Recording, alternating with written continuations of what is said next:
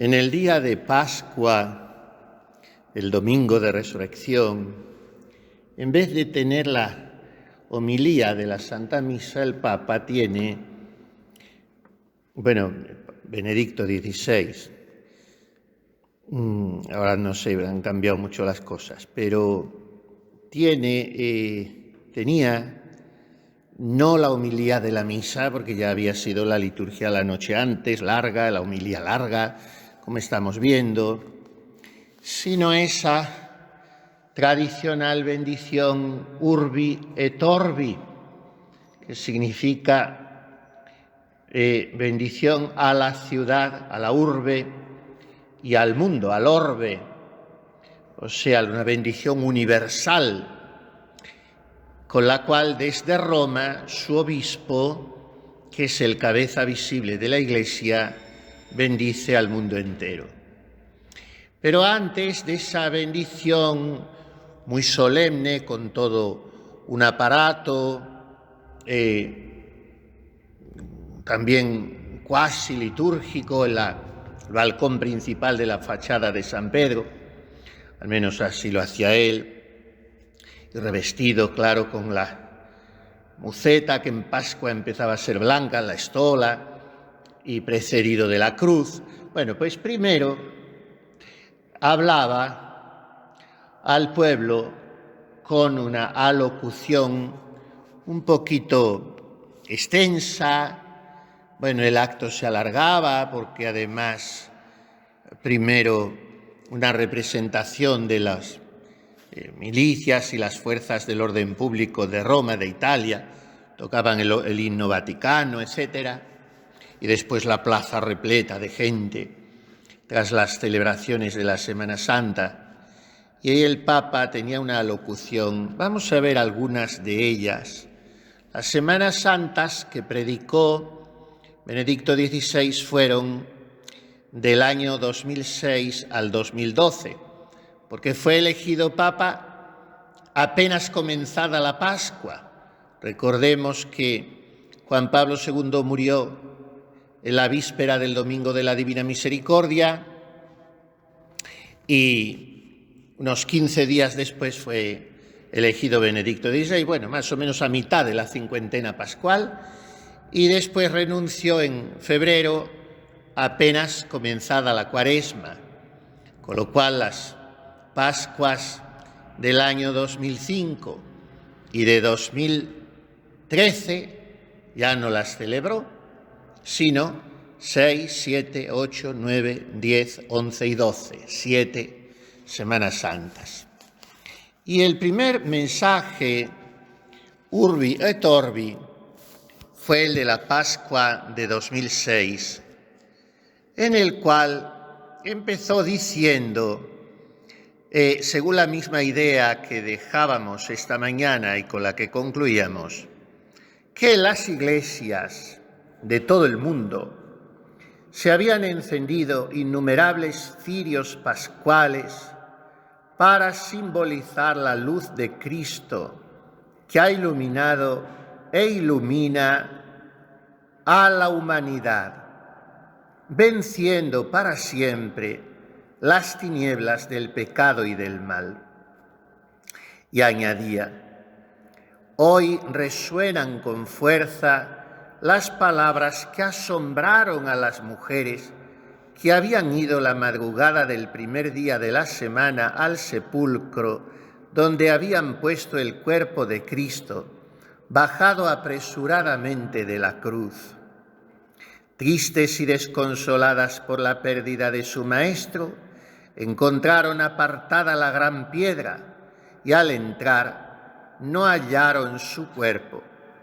Mientras estaban allí, perplejas y confusas, dos hombres con vestidos resplandecientes les sorprendieron diciendo, ¿por qué buscáis entre los muertos al que vive? No está aquí, ha resucitado. Non est hic, sed resurrexit. Desde esta mañana, desde aquella mañana, estas palabras siguen resonando en el universo como anuncio perenne e impregnado a la vez de infinitos y siempre nuevos ecos que atraviesa los siglos. ¿Y cuál es esta palabra? Hasta aquí Benedicto XVI, y luego volveremos a enlazar con lo que seguía diciendo. ¿Cuál es la palabra que me dice mi ángel?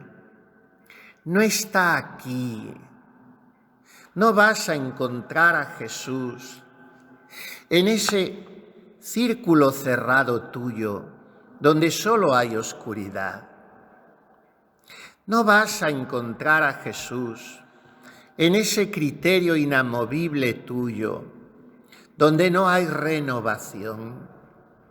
No vas a encontrar a Jesús en ese afecto desviado tuyo, donde solo hay egoísmo. No vas a encontrar a Jesús en esa búsqueda de tu propia comodidad, donde no hay abnegación ni caridad fraterna.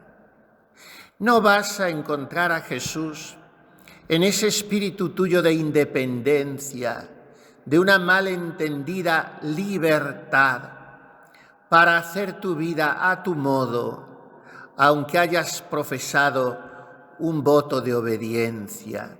No está aquí. Jesús no está aquí. ¿Por qué?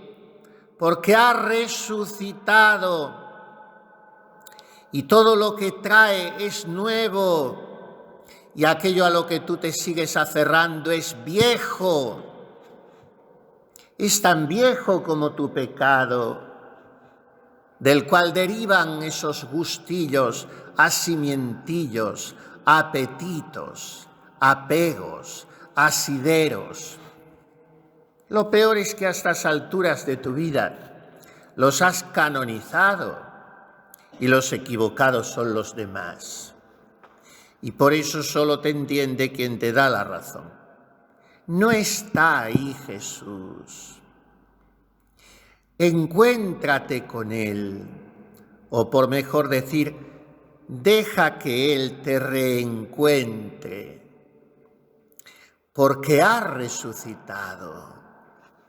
No es una idea, no es tu idea, no es tu sensibilidad, no es tu visión de las cosas, es el hombre nuevo, eternamente joven, que quiere rejuvenecerte y renovarte, que quiere resucitarte. Déjale y resucita y haz saltar las cadenas y da un mentís a todos esos anquilosamientos, aunque tengas 80 años. Mejor si tienes 40 y desenmascaras el demonio meridiano. Mejor si tienes 20 y no dejas que te empiece a tomar el terreno. Todo ese capitulación con la mediocridad. Jesús no está aquí. No está en el amor propio, está en el salir de mí mismo, como salieron de su casa las mujeres, cansadas, agotadas que estarían 2 o 3 días ya sin parar, muertas de pena, llorando incesantemente, pensando que se les había acabado todo porque no creían en la resurrección, iban a ungir un cadáver. Pero iban con tal intrepidez y con tanto amor, en definitiva, aunque les faltara fe, que pensaban, pobres ilusas, que podrían acceder al cuerpo muerto de Jesús. ¿Cómo? Bueno, ya veríamos. ¿Quién nos moverá la piedra?, se iban preguntando. Era el primer día de la semana. La gente, por tanto, estaba trabajando ya o dirigiéndose al trabajo porque eran las primeras horas de la mañana. ¿Quién nos moverá la piedra? ¿Y cómo haremos? Bueno, ya veremos. Pero de momento hemos salido de nuestra casa. Ellas habían salido, no se habían acomodado, no se habían instalado. Hay que buscar renovarse en las frescas mañanas, sin dejar que la vida nos aburra, en el doble sentido de que nos canse y de que nos haga burros. Hay que buscar la mañana y hacer las guirnaldas con las flores y las esmeraldas de las virtudes que cuestan porque nos hacen salir de nosotros mismos, en las frescas mañanas escogidas. Y esas guirnaldas las haremos con las flores florecidas en el amor de Jesús, y nos dejaremos sorprender por Él. Entonces, tengo que desear que esas palabras del ángel sigan resonando en mi corazón, impregnándolo de infinitos y siempre nuevos ecos. Jesús no está ahí donde tú te empeñas en buscarle. ¿Por qué ha resucitado? Esta es la palabra. Los mensajeros celestes estaban comunicando al decir que Jesús no estaba allí, que el Hijo de Dios no había quedado en el sepulcro porque no podía permanecer bajo el dominio de la muerte, porque la tumba no podía retener al que vive, al que es la fuente misma de la vida. Aquel sábado había sido ciertamente un día solemne, como escribe el evangelista San Juan, el más solemne de la historia, porque en él, aquel que era el Señor del sábado, como él mismo había dicho, llevó a término la obra de la creación. Por eso la creación del Génesis era una profecía, y la auténtica y definitiva creación es la que había realizado el Señor del sábado, elevando al hombre y a todo el cosmos a la gloriosa libertad de los hijos de Dios, una expresión tan feliz de San Pablo. Jesús nos ha hecho penetrar in gloriosa libertate filiorum Dei, la libertad de la vida y de la verdad.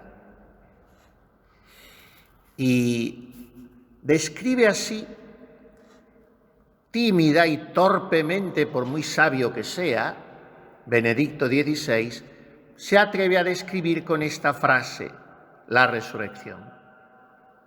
Cumplida esta obra extraordinaria, el cuerpo exánime ha sido traspasado por el aliento vital de Dios, y rotas las barreras del sepulcro, ha resucitado glorioso. Miren, una de las muchas cosas que se han perdido con la última precipitada reforma litúrgica, que ahora parece el conjunto de todos los bienes, como si nunca se hubiera hecho bien la liturgia, es que en la vigilia pascual el sacerdote, inclinado sobre el agua de la pila, en el acto de bendecirla, sopla sobre ella, o sea, exhala su aliento como expresión de vida. Un muerto ya no tiene aliento. Cuando la Santa Madre se quedó aquellos 4 días en estado cataléptico, una de las cosas que le hicieron, aparte de echarle cera en los ojos, que luego se la encontró ella, se la tenía que quitar, es ponerle un espejito sobre la boca, y no lo empañaba. pues el aliento es la prueba de que todavía hay vida.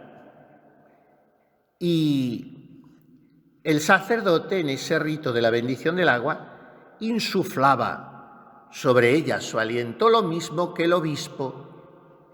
Esto todavía se hace en la misa crismal, poniendo su boca cerca de la boca de las ánforas que contienen el óleo, sopla también sobre ellas.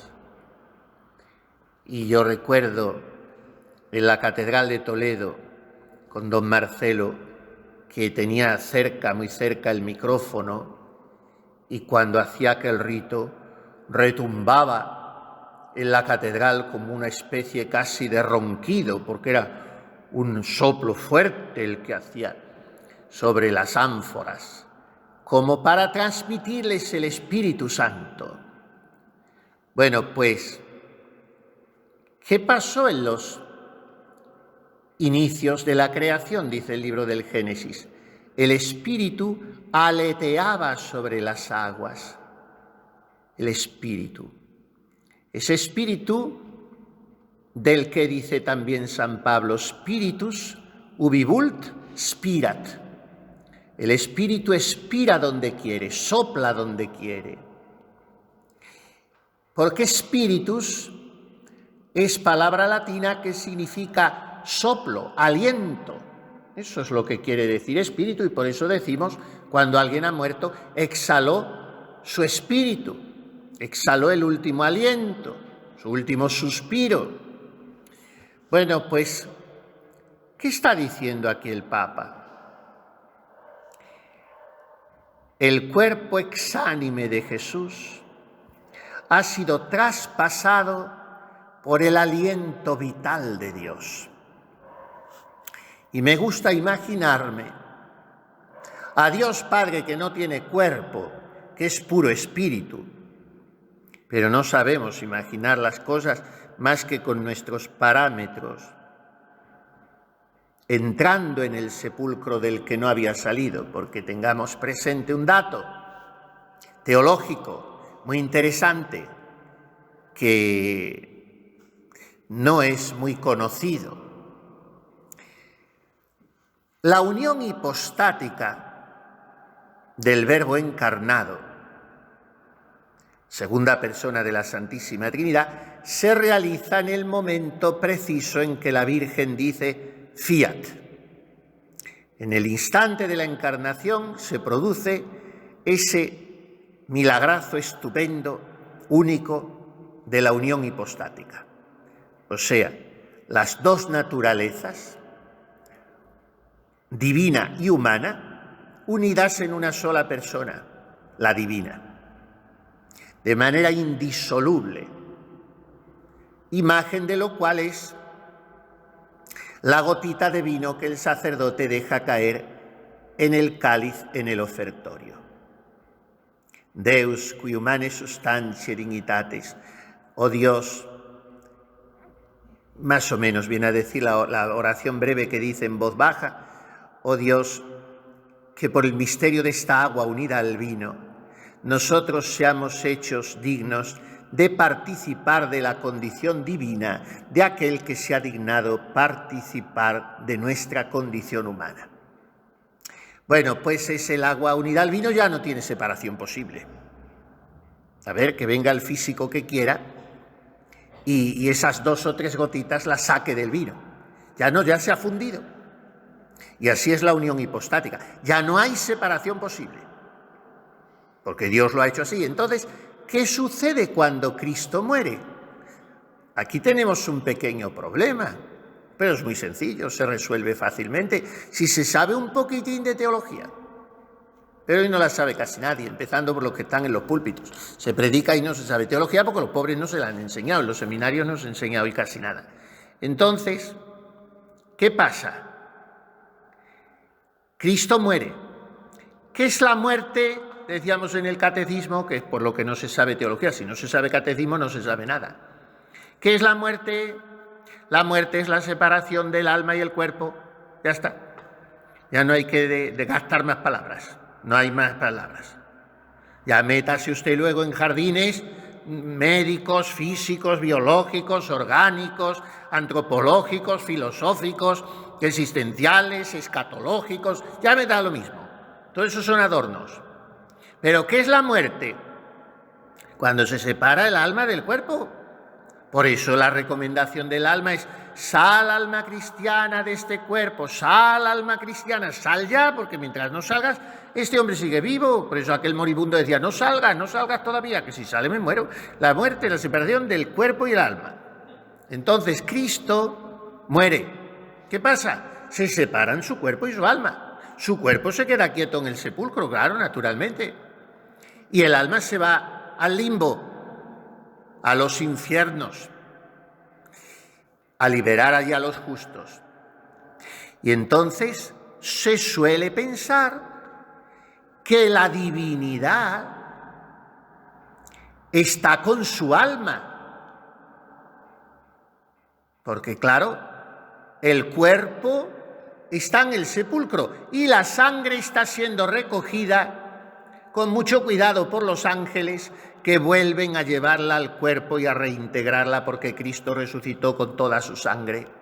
Y lo mismo le reintegran los ángeles los cabellos y las uñas y todo lo que había perdido en la pasión. Bueno, pues, ¿qué pasa? ¿Que luego le tienen que reintegrar el alma también cuando él ya ha terminado en el limbo su oficio y ya el alma no tiene nada que hacer y volvemos a meterla en el cuerpo? No. Bueno, sí, mejor dicho, el alma se vuelve a unir con su cuerpo y eso es la resurrección.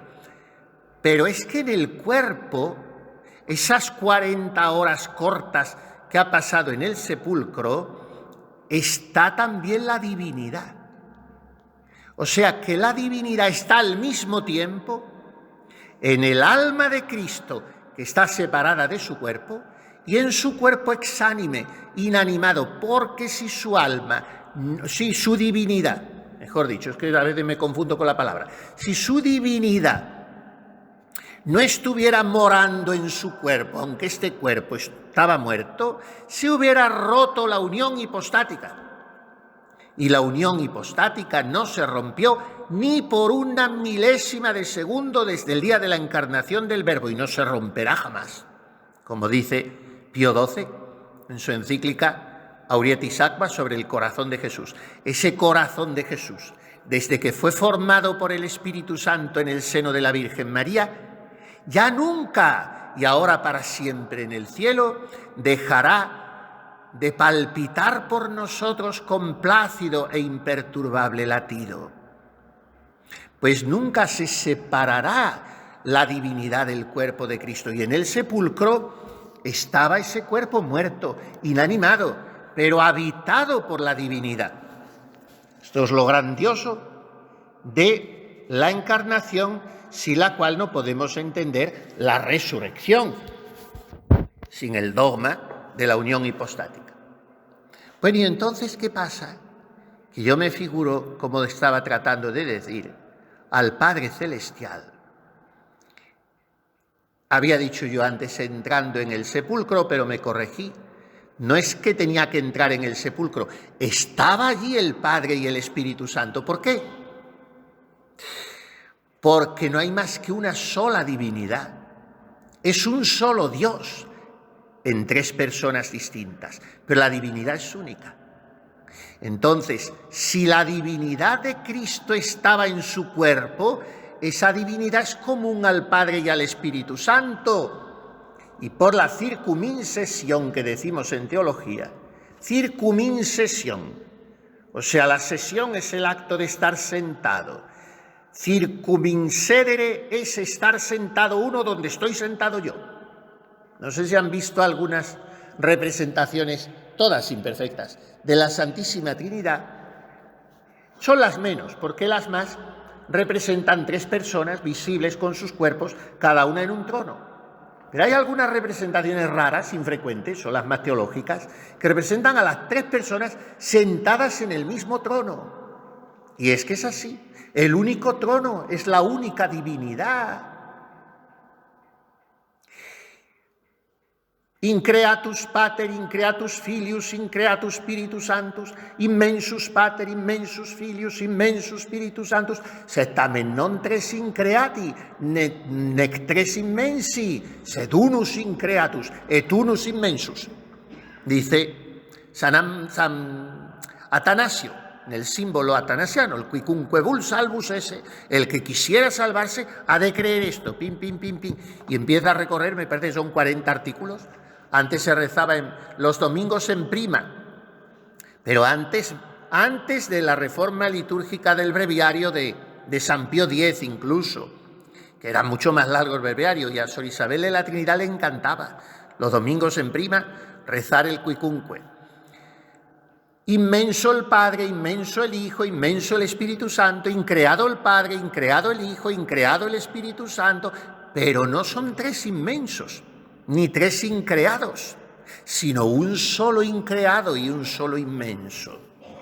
Por tanto, la divinidad es única a las tres divinas personas. Y allí está el Padre en el sepulcro. ¿Y qué hace? Si pudiéramos hablar así, todo figurado, se acerca al rostro de su Hijo e insufla sobre él. ¿Cuándo había hecho esto el Padre Celestial? En la creación de Adán había formado una figura de barro y acercándose a su rostro había soplado sobre él el Espíritu, ese mismo Espíritu que aleteaba sobre las aguas y le había dado vida. Y esto hace con Cristo el Padre y le resucita glorioso. Y por eso los ángeles proclaman: no está aquí, ya no se le puede encontrar en la tumba.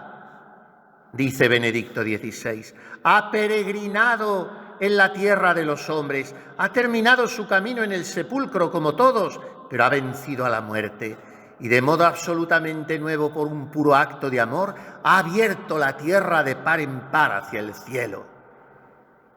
Y su resurrección es mi resurrección, gracias al bautismo que me incorpora a él. Lo había profetizado Ezequiel 37:12, yo mismo abriré vuestros sepulcros y os haré salir de vuestros sepulcros, pueblo mío, y os traeré a la tierra de Israel.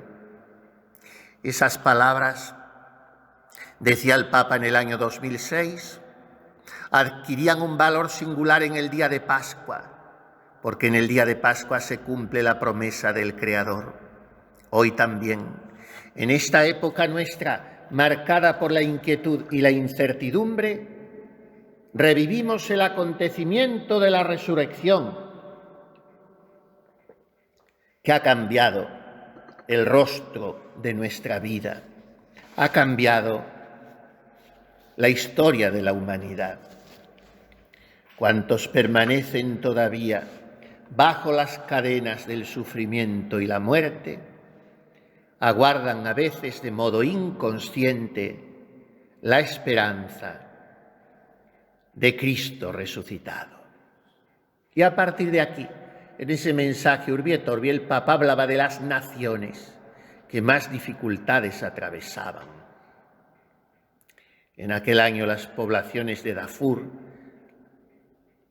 por situaciones humanitarias dramáticas, insostenibles, de guerras, de hambres, las regiones de los Grandes Lagos, los pueblos del Cuerno de África, Uganda, Zimbabue, Irak, el conflicto de Tierra Santa, los países de Latinoamérica, con la execrable plaga de secuestros de personas.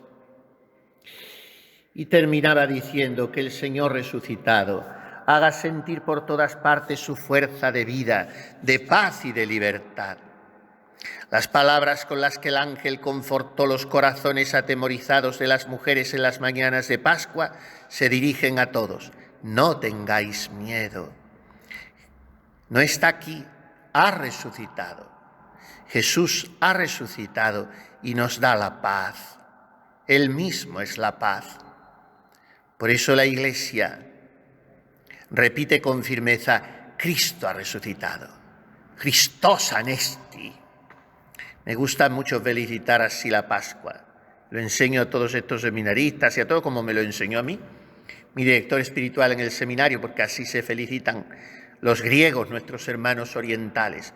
Christos anesti, alithos anesti, contesta el otro. Así se saludan todos estos días, sonriendo cuando se encuentran. Christos anesti, alithos anesti. Cristo ha resucitado. Y dice el otro, verdaderamente ha resucitado. Como decimos nosotros en latín, surrexi dominus vere, et apparuit Simoni. Que ha resucitado el Señor de verdad porque se ha parecido a Simón. Lo que tuvo que ser esa aparición a Pedro, no sabemos nada, pero lo que tuvo que ser, a él solo, antes de la del lago de Tiberíades con la triple confesión de amor, a él solo, para secarle las lágrimas. Alithos anesti, alithos, Alicia, aletheia es la verdad, aletheia, que viene el nombre de Alicia, que significa verdad. Pues alithos anesti, verdaderamente ha resucitado. Cristo ahora está vivo, termina diciendo el Papa y nosotros con él. Su evangelio sacia plenamente el anhelo de paz y de felicidad que habita en todo corazón humano. Cristo está vivo y camina con nosotros. Inmenso misterio de amor. Christus resurrexit, quia Deus caritas est. Aleluya.